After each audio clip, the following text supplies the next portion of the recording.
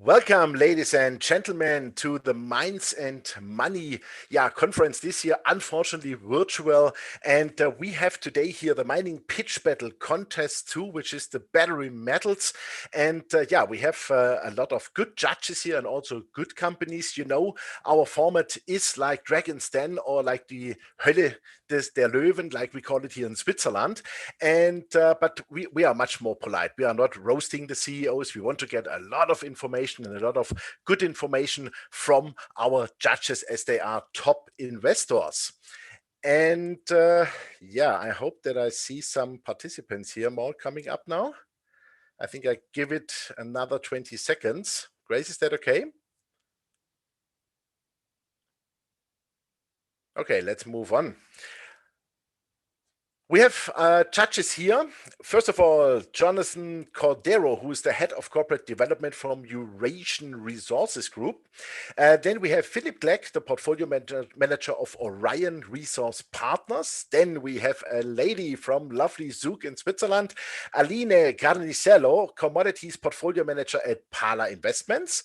And then we have Will Smith, the chief investment officer of Westback Capital Management. And I'm not sure if we have Per Wimmer here, but I have also my list Per Wimmer. I don't see him by now, CEO of Wimmer Family Office.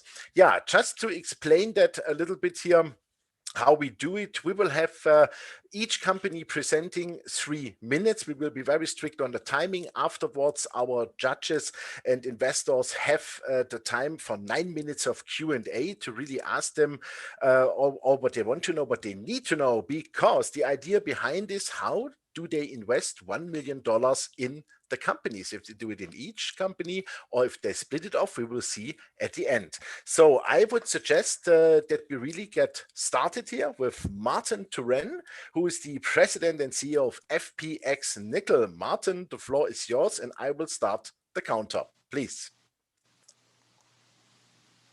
Great. Thank you, Jochen, and thanks everyone for joining today. So we're FPX Nickel. We're Vancouver-based. We're focused on the advancement of a very large PEA stage nickel deposit in central British Columbia. The project is called Baptiste, and we recently completed a scoping study, or PEA, on that deposit. It shows that this could be one of the largest nickel mines in the world in terms of annual output, among the 10 largest, with a potential for 35-year mine life or more. Projected costs in that study are quite low, around US $6,000 per ton of nickel contained on a C1 basis. So large production outlook for potential for low cost. And we believe we can produce a fair amount of nickel here in a way that may be ultimately carbon neutral, which I'll speak to in a moment. Project is located here in central BC. The land package is called Descartes. You can see our proximity to other large bulk tonnage open pit mining operations in central BC. This is really the heart of mining in the province. Giving you now a satellite view of the project, you can see that the land package we control at Descartes is very large. It covers 245 square kilometers. The main deposit, Baptiste, supports that 35-year mine life. We believe there's potential to delineate other very large-scale deposits within the same land package. The style of nickel mineralization here is rather unique. This is neither a sulfide nor a laterite. The nickel is hosted in a nickel iron alloy named a werowite. Those are the small reflective grains you see in the image here. This is a nickel iron alloy that is readily amenable to a recovery by magnetic separation, ultimately to produce a very high grade nickel concentrate, one that is very low in sulfur and other deleterious elements, and that has 2 ready paths to market and is able to bypass smelting altogether. On the one hand, we believe this product can be readily agglomerated into briquettes and sold to stainless steel producers like classical ferronickel products can. Alternatively, we've also shown in testing with Sherritt, the Canadian nickel company, that this concentrate can be readily leached, that the iron can be precipitated out and the nickel and cobalt recovered into chemical solution for the EV battery market. So we see a lot of flexibility here in this project. Just quickly on the recent scoping study economics, after-tax NPV on a US dollar basis of 1.7 billion, 35-year mine life, and payback very efficiently in 4 years on an after-tax basis. In terms of our positioning on the cost curve, I think this is sort of critical. We are at US 274 per pound, very low within the bottom 25% or bottom quartile of the cost curve. However, we still see there's a lot of value here at this today's valuation in the range of 100 million US versus our after-tax NPV of 1.7 billion. We still think there's significant re-rate potential here going forward. And here comes the cut. I'm sorry, those were 3 minutes and actually 10 seconds. So if you can stop sharing the screen, please. And then our investors are in for 9 minutes for questions, please. So whoever wants to start. I didn't catch exactly what was the capex of the project. Yeah, upfront capex is US 1.7 billion. Is there any way of making that smaller? Is there a smaller scale project there? Is there a high grade core that you could focus on first to make it more sort of amenable to financiers? We have looked at alternatives at a smaller throughput. We think that, from an economies of scale standpoint, unless you want to assume a significantly higher nickel price than what we've assumed in the study here, that likely this is about the scale you would need. What price did you use? 775 US per pound. Okay. What was the basis for that? Consensus, it was, I think, the average of 6 different analyst forecasts, long-term forecasts. It all stripping ratio? The strip ratio is 0.4 to 1. So that's one of the key to driving very low mining costs here, which allows for potential for very low OPEX. In the leaching study you did with Sherritt, could you talk a little bit about how that works and what you'd use for the leach? Yeah, it's a good question. So this is, first of all, it's not high pressure acid leach, importantly. It's leaching under very moderate conditions. So pressure oxidation under moderate temperature, moderate pressure. Given the high grade feed here, we'd be looking at a nickel concentrate in the range of 63 to 65% nickel content. The autoclave would be very small. And what happens is basically through pressure oxidation, the iron that's in the concentrate precipitates out as hematite in combining with the oxygen, and that leaves the nickel and the cobalt behind in chemical solution. That solution would then go through steps of separation of the nickel and cobalt, purification and solvent extraction, and you'd be able to produce both a nickel sulfate stream and a cobalt sulfate stream. Is there an autoclave process? It is an autoclave process. The autoclave to produce 44,000 tons of nickel in that form per year would have a daily throughput around 250 tons per day, versus typical HPAL autoclaves are around 4,000 tons per day. So quite a small footprint. Any idea of the cost of that, the cost of getting to a nickel sulfate? We're currently actually working on internal trade-off studies on that right now. The scoping study assumed that all of the product would go into the stainless market, so we don't have any publicly available information on that costing. But given the relatively small scale of the autoclave, we do think it will be very competitive, both from a CapEx and an OpEx standpoint. Great, thanks. Martin, I like the ESG focus that you have here, particularly with regard to CO2 sequestration, of course. Just wondering how much permitting uncertainty there is here, given the location, and what that looks like, what sensitivities there are.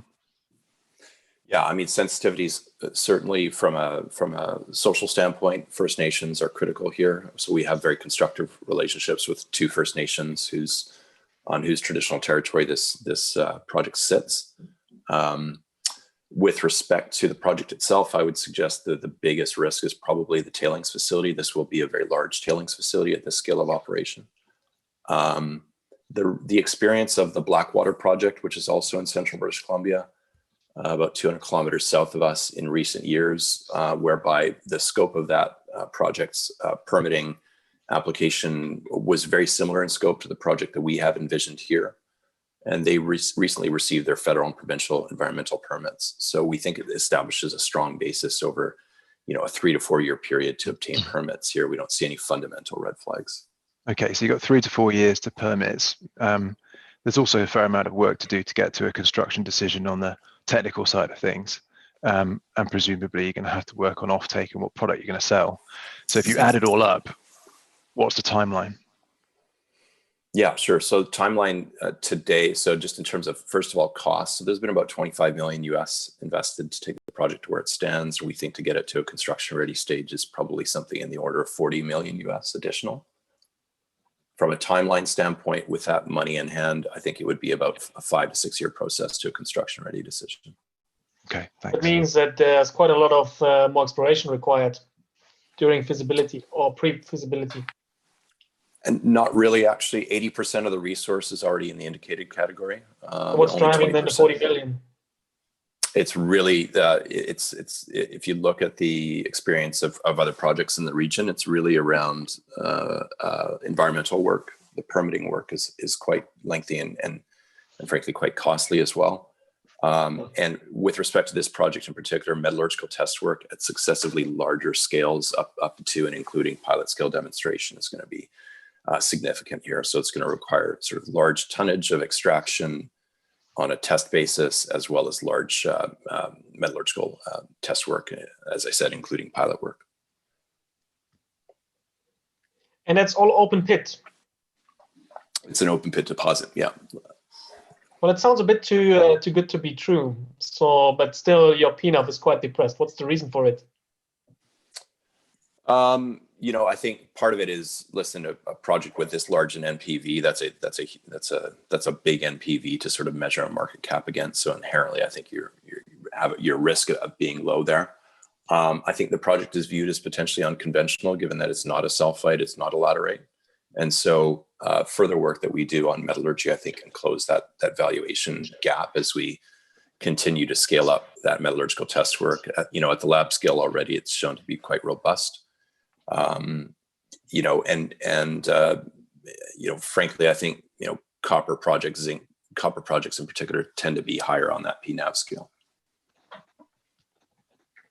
Battery makers are particularly fussy about the iron content within cathodes here. How can you be sure that your leaching process is going to get your sulfate up to that quality required?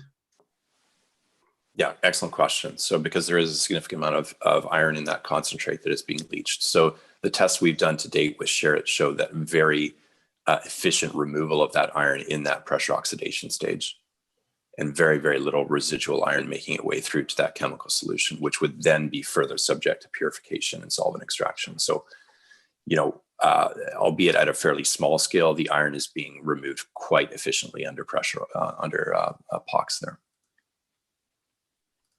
Okay, thanks.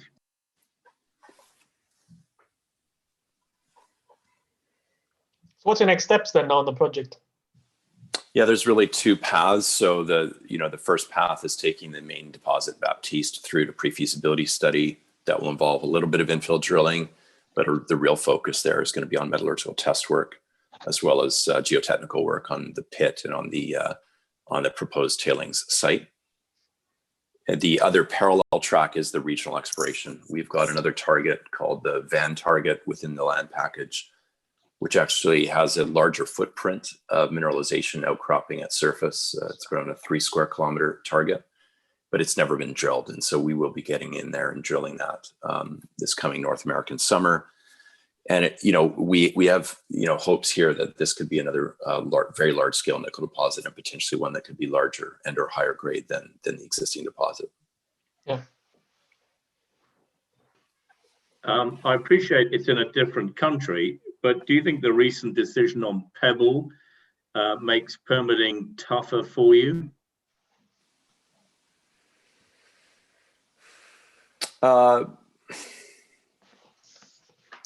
Yeah, I don't think so. I think there's a whole host of different factors that go into that Pebble decision.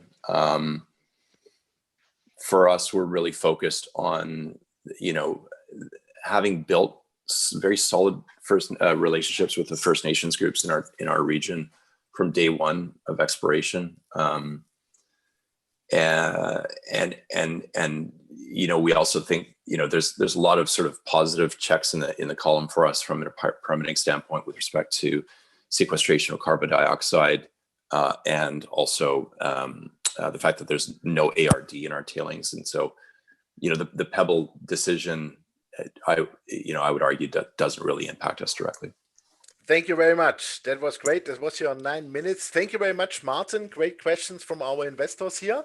And we are moving on as we are here in the pitch battle, of course. Our second company, Eric Desaulniers, founder, president, and CEO of Nouveau Monde Graphite. Please, Eric, the floor is yours. Great, thank you, Jochen. So it will be fast. You see my screen, I guess. First is easy. 171 battery mega factories on the pipeline by 2029. So it's a lot of graphite. It's 3 terawatt hour. We were excited by 35 gigawatt hour a few years back. And now Tesla is adding another 3 terawatt hour, so 6 terawatt hour. What it represents on graphite, 3.5 million ton more of graphite needed by 2029 and 2024, when we will be fully ramped up and into production, just short of 2.5 million ton more needed of graphite. So the market is there, and graphite isn't going anywhere. Even though you see a press release every week on new battery chemistry, graphite is still part of 100% of all the mega factories, and it's half of the battery. You all know that.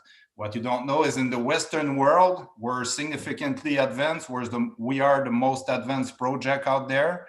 And we have a great EBITDA per ton projected starting in 2023 based on our feasibility study. So 112 million ton a year just selling flake graphite, and $220 million when we'll gradually ramp up into battery grade graphite.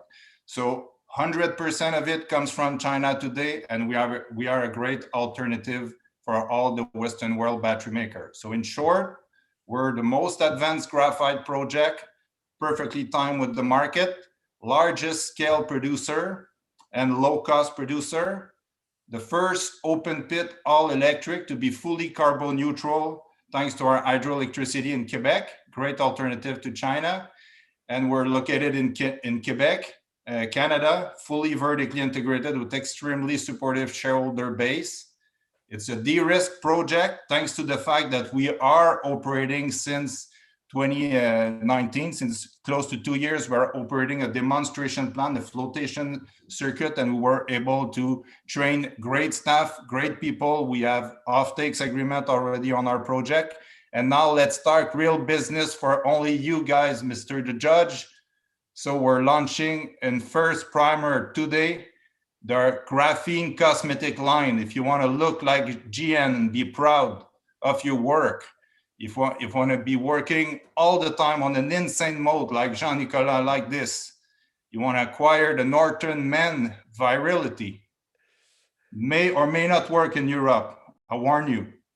So today, for the first time, only for you, for 100% of the business, I offer you for $1 million, $69 for 10 grams. I'll let you do your own EBITDA per ton for this product, and I'm ready to answer all your questions. Super. Thank you very much. That was absolutely perfect. Please stop the screen sharing that we can go back to our normal view here. Eric? Sure, I am. Thank you. Great. Yeah, then now questions from our investors, please. Eric, how far have you got qualifying your graphite with potential customers? So flake graphite is one thing. We are selling flake graphite, as I said, since 2019. It really took a year. So our sales started early in 2020. So I would say we have about 15 different customers who qualified our product in 3 market segments. First, refractory bricks, the boring but important market for graphite. We have an offtake with Traxys for 25,000 tons a year, and we have qualified with a lot of customers. Specialty graphite, we're selling ourselves directly to customers, few 20 tons load from our demonstration plant. And we are now qualifying into the battery space because we need further transformation, and we're working on it today, and we're building our facility to be able to provide the anode material. So we're working toward qualification into the battery space in the next 6 months. Okay, and how long do you think it will take? You say 6 months, is that quite optimistic? Yeah, so it's unclear. They never exactly tell us their qualification time. So they have received grams and kilograms now. We've made a press release recently about it. The next step for us is to provide them tons, and they need to qualify as well our business model, our cost of production. So that's why we're building demonstration plant to be providing them tons in mid 2021. How long it will take them to secure into the only big producer like us of graphite in the Western world, it's unknown to us, but we expect in the next 12 months that the big OEMs and car makers will need to position themselves into the supply chain to actually to secure some supply. How big is your resource, and where are you in the exploration process? So we have a resource of 5 million ton of graphite content. So the resource is about 120 million ton at 4.3% graphite. We have filed a feasibility study in 2018. We are in the midst of receiving our decree here in Quebec, which is a huge milestone for us, and start construction in 2021, in the first half of 2021. So we are finishing up the development phase and hopefully starting into the construction phase in the next few months. Eric, what's your view on the prospectivity of solid state batteries? As I said, my view is, there's 171 battery plant being built now, and we were really anxious at listening what Tesla were announcing. They're always the first mover. And what Tesla announced is very securing for the current technology of lithium-ion batteries and increasing the silicon content on the anode side, and incremental improvement into the lithium-ion current technology is just pushing further the solid state commercialization. Today, there's no plant for solid state that is currently being built.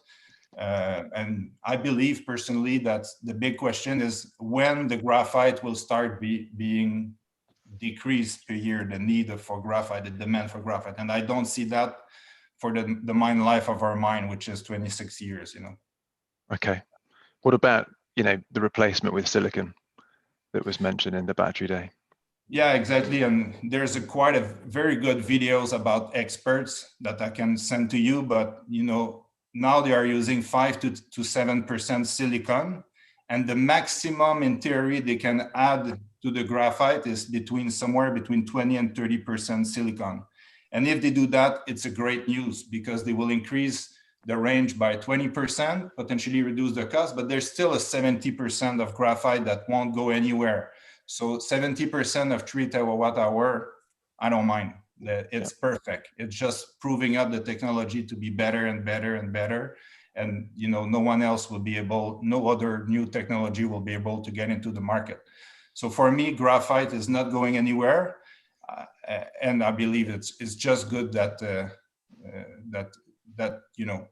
there are other technologies out there. And when you will see it NASA used in a rocket, maybe we can start thinking that maybe it will be in a car, Yeah, so just one final question from me, actually. Could you just explain the sequencing as to what's going to happen now in a bit more clearer detail, particularly with regard to the concentrator and then downstream with the anode plant? Sure. So we have 2 projects. The first one is known. It's stage 1. It's operating. It's the one that I have in the face. It's the 1,000-ton flotation circuit that is operating since 2 years already. Next step is to build a concentrator right on site, 5 kilometers south, and build for $211 million capex and start construction next year to have 100,000 ton a year of flake capacity, producing flake graphite. And then in the meantime, in Bécancour, close to the St. Lawrence Seaway, we have a module where we are building today the first 2,000 ton of conversion capacity into battery grade graphite. And the next step is to build 20,000 ton across the street of the current 2,000 ton facility we are building. So it's 2 projects. They have both of them their own timeline. We can do only the flake graphite production and be very profitable. But gradually, we want to also get into the battery-grade graphite to increase margins, and also because we do have a lot of market shares opportunity, being the first mover in the Western world.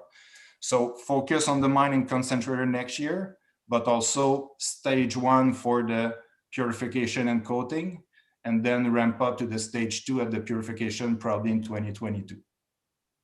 You showed great demand development. How do you see the supply side, especially coming from all the projects in Tanzania and Mozambique that are in the pipeline to come online also in the next couple of years? Yeah, there's a lot of graphite coming from Africa. There's a great deposits coming from Africa. But when you see in the market what is successful today, it's full vertical integration. Costs are not going, costs are where they are, but the price for anode material, we don't see it going much higher than that. So you need to be profitable at current price for anode material. There's one very successful company, it's in China. It's BTR New Material Group. They do have 3 mines. They just financed a 4th one, and they're full vertically integrated in China. That's what we can do here in Quebec. We have a great deposit, lower cost producer at the flake level compared to the African deposit. It's great. And also we have one of the lowest cost electricity in the world. We are located in an industrial park where we are located actually in our supplier facility to reduce costs. So at 3 cents per kilowatt hour US, and have all the infrastructure in place, an hour and a half from our deposit being full vertically integrated. That's the way to go to reduce costs and and localization is important, and doing all of this carbon neutral. It's all premium that will be given by especially European car maker and OEMs. So Africa is there, but doing the transformation in Africa is quite a challenge. You need to have the proper infrastructure in place. So what we see today is people are trying to find conversion plant elsewhere than Africa, and it's increasing costs significantly to not be fully vertically integrated. One more question. Eric, how much of your production should we expect to see under an offtake before you commit to building the project? Now we have 25% committed into the refractory market, who's still today the largest market. That's enough for this market segment. The specialty graphite, we want to do direct sales because we have a lot of sales experts who are selling to those guys and will increase margins.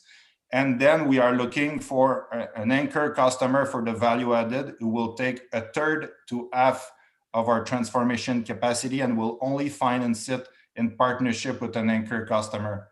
We won't, it's not like the mine. Super. Thank you very much, Eric. Great presentation also.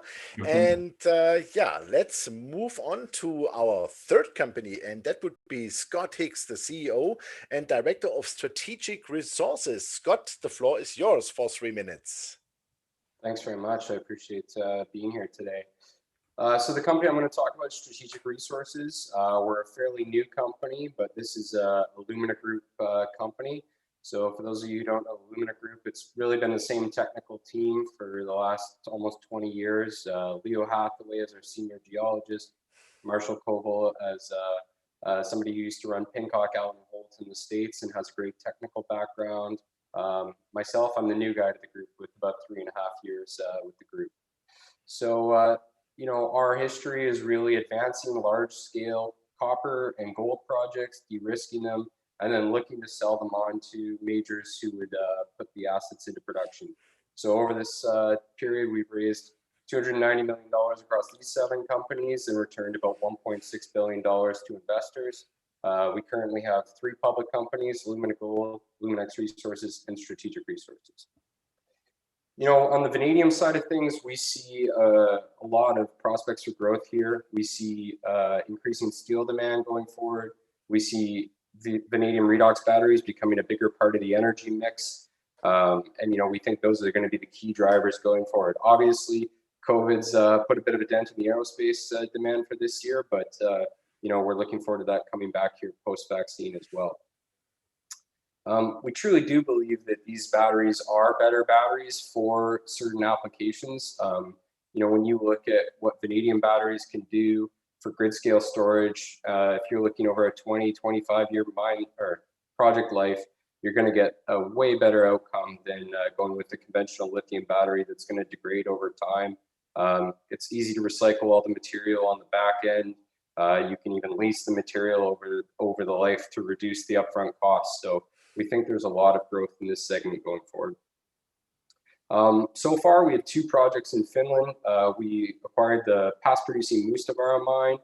This used to produce about 10% of the world vanadium in the 70s and 80s. We've just brought over the resource into 43101 in September. We're looking to update a PEA early next year. This project was taken to PFS level in a private company in 2012.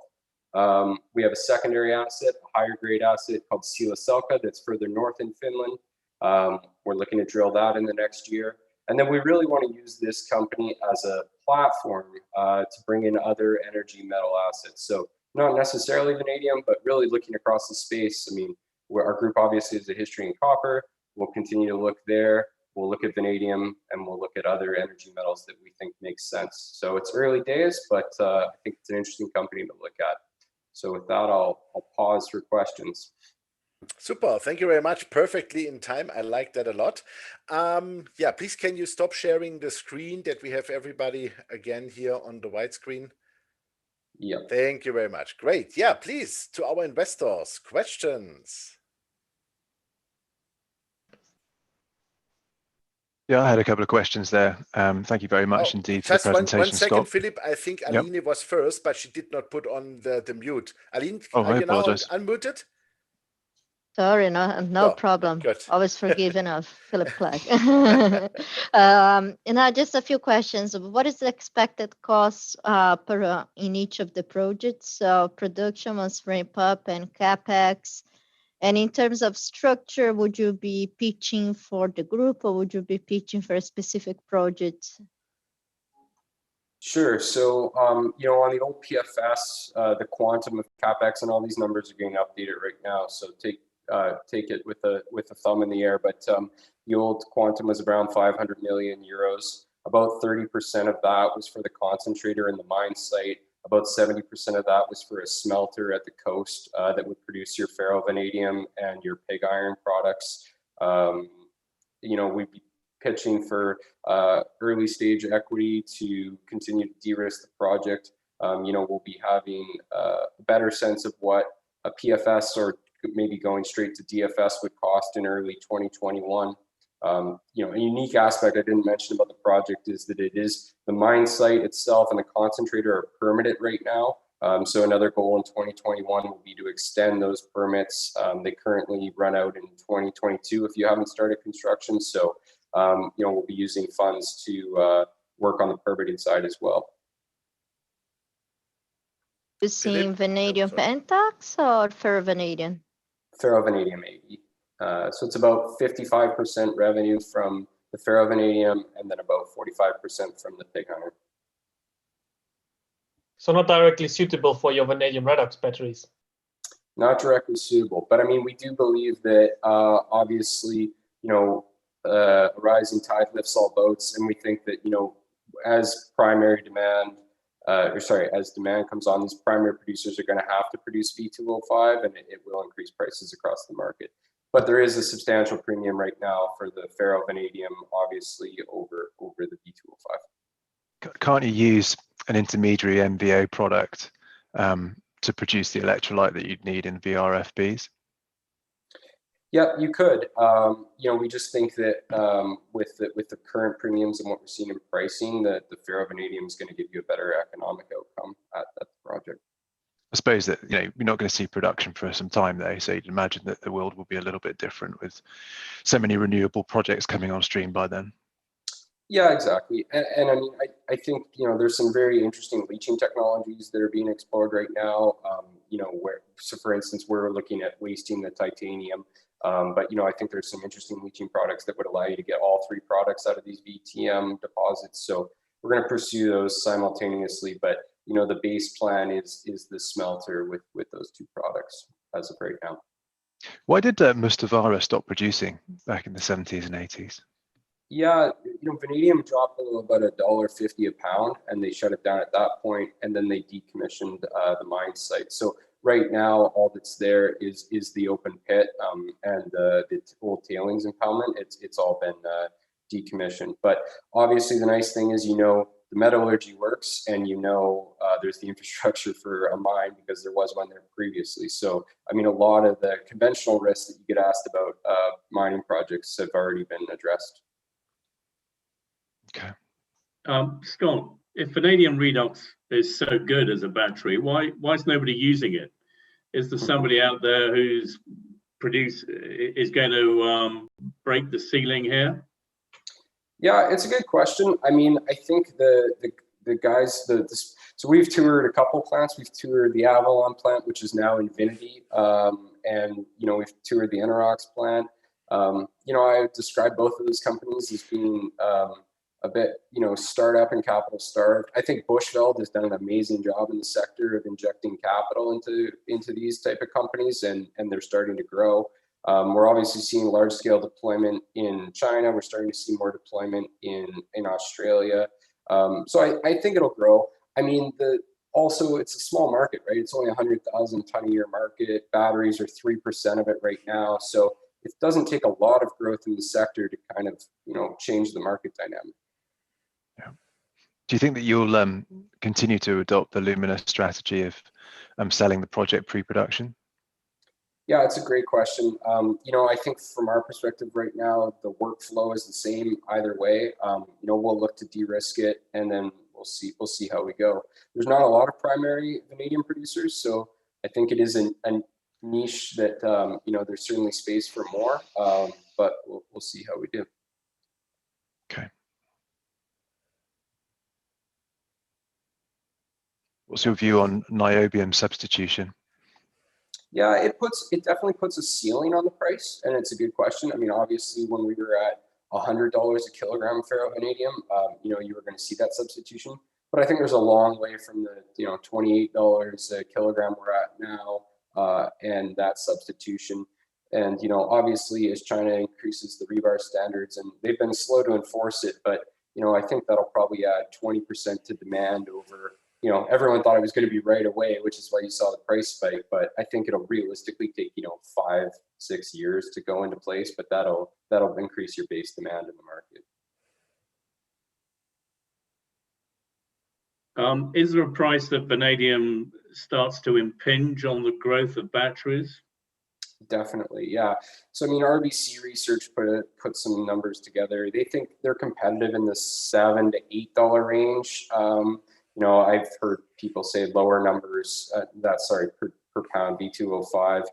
So I think this low price environment right now is actually quite helpful for the battery producers to help them scale and get the fixed costs of the batteries down. And then the other thing is, Bushveld, if you look at agreement they just put in with Invinity, they're actually leasing the vanadium to the battery manufacturers to help get down the upfront cost. And what that allows them to do is, implement more systems. And then Bushveld owns that vanadium and gets it all back, 20 years from now, 25 years from now when the battery life's done. And it's all easy to recycle. So, I mean, people are being creative, and hopefully we see more innovation in the space.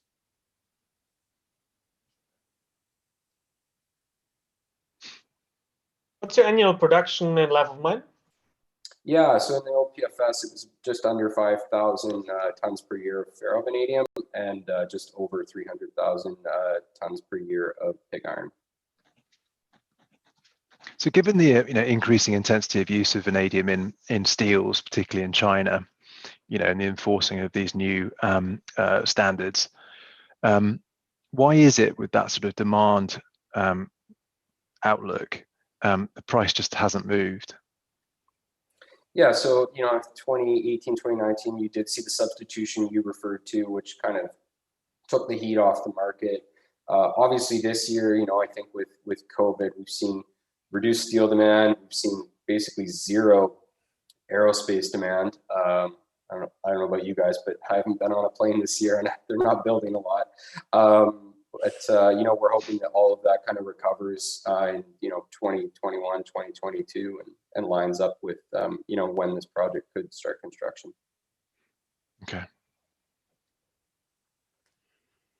Who would be your target off-takers? Is it European still? I mean, we've talked to some off-takers. We were actually talking to off-takers in the context of maybe selling a concentrate only, given that that's permitted. But I don't think the math works on that option, just given payabilities on the different products. But we've in those discussions certainly lots of people who would take the ferrovanadium and the pig iron. Pig iron seems to be quite in demand right now as you look to see people taking out impurities in the recycled steel in markets. Perfect. Thank you very much, Scott. And now our judges have some seconds to make up their mind. Yeah, thank you very much to all three companies. Martin and Eric, please also switch on your videos that we can see you. That would be great. Well, we have listened to Martin Turenne from FPX Nickel. We have listened to Eric Desaulniers from Nouveau Monde Graphite. And now, last but not least, of course, Scott Hicks, the CEO and Director of Strategic Resources. And now it's time for decision making for our judges and investors. And I would like to start, ladies first, of course. Aline, you would be first. Whom do you want to give your $1 million? So we can split it, right? Yes, don't make it too complicated. Okay. Otherwise, I have to start mathematics here. Yeah, sure. I would put half into FPX Nickel and strategic resources. Nickel project, because from a commodity perspective, I think the timeline of the project that is coming online is quite necessary. It's a commodity that would be in stream deficit, and although I think the assumption is slightly higher for a PA study on prices, I think makes sense. So that one is from more of a commodity perspective on the timing of ramping up of the project. And like strategic resource that it showed like the background and the track record of the team. Happen to like vanadium and all that space quite well. So that's how it would split the $1 million. Super, perfect. Thank you very much. And you see, it's so easy for a woman to spend $1 million just within 2 minutes. I love it. Philip, you are the next one. Whom do you want to give your $1 million? I'm going to give mine to Eric at Nouveau Monde. I kind of like nickel as well, and I like vanadium, but the two projects aren't defined enough for me as an investor. I like Nouveau Monde, and the reason I like it is because it's got a great ESG focus with fully electrical mine, carbon neutral status, clean power. They've proven themselves because they've built a demonstration plant that's been operating for a while. The product has been tested and certified. The business model is across the entire value chain. And so I think, with a relatively modest CapEx, I think there's a real company here. And so I give the $1 million to Eric. Okay, super. Thank you very much. Will Smith, you are next. To whom you want to give your $1 million? Yeah, thanks, Jochen. Before I start, I'd just like to say that when I look at what's been raised by the downstream end users of these products, all of these companies are going to have to raise some money to meet the expected demand. The car makers and battery makers have no trouble raising capital at the moment. So the industry producing the raw materials is going to have to get very busy very quickly. I'd like to find out a bit more about FPX, in particular the processing section. But my $1 million would also go to Eric on the proviso that he gets a few take or pay contracts before he starts building. Whenever you see commodities that aren't exchange traded, it's absolutely critical to have firm contracts for your production before you start building. And graphite, they are particularly picky about the quality of the product. But that's where my $1 million would go. Super, thank you very much. And then Jonathan Cordero, please, whom do you want to give your $1 million? I'm very bullish on vanadium. I think historically has been a bit of an underdog, but I believe vanadium redox batteries have great potential. So I would definitely give my $1 million to the vanadium project. Okay, super. Thank you very much. So everybody got at least money. That's great. And yeah, we have a winner, and that would be Eric Desaulniers from Nouveau Monde Graphite, who is leading with 2 millions here in front, and 500,000 for FPX and 1.5 million for Strategic Resources. Congratulations. And yeah, we are coming to the end of our pitch battle here. Unfortunately, we cannot give you the bottle of champagne. Hopefully, we can do that next year in London personally then, because it makes much more fun, to be honest. But it was great to have you all here. Thank you very much to our presenting companies. I know it's always tough in 3 minutes to do that, but you have done all very well, and I wish you all the best, of course. And also thank you very much to our investors for asking very good questions, very professional. Everybody was staying in time. I like that a lot as a moderator, of course. And I wish everybody Merry Christmas. I wish you a lot of good health and a lot of luck to go through those shaky times, and hope to see you all latest, I would say, Minds in Money London, because until then COVID should be gone. All the best. Thank you very much. That was the mining pitch battle for the Minds and Money conference here virtual. And yeah, have a great evening wherever you are in the world. I will have a gin tonic now. So all the best, and thank you very much, and bye-bye. Okay. Bye.